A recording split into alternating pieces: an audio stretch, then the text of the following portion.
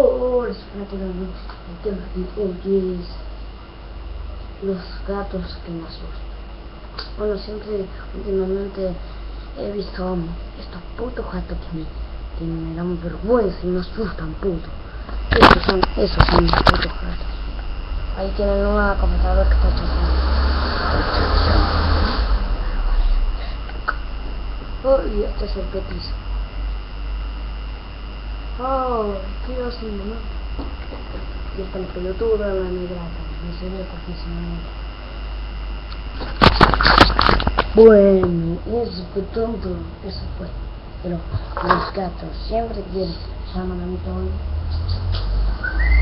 Toy. Siempre he conseguido que siempre mi perro quiere ser.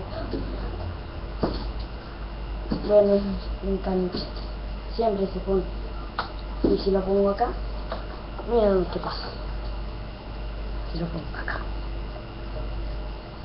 La puta madre, no lo tengo. Lo busqué y sin cesar. Y el otro día lo hice con mis gatos y sin cesar. Bueno, dos gatos ese tema.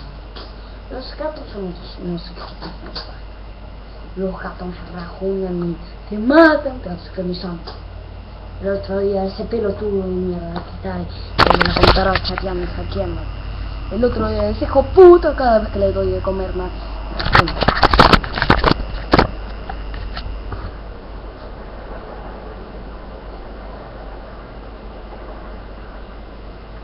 ¿Qué estaba haciendo? Ah, sí, andamos.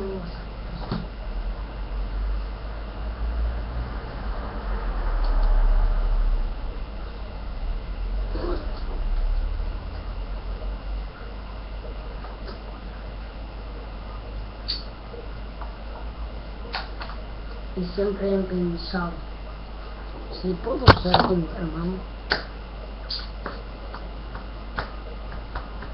si el otro día pensé, si puedo ser rapero,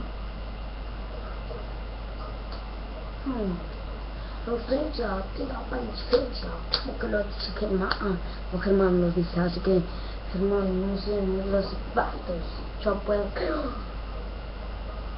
el puto YouTube no me deja, maldito YouTube, así que, bueno, los gatos son reverendos pelotudos, de las jóvenes no saben lo que hacen, solo se chupan, se bañan, tienen las patas sueltas, se lamen.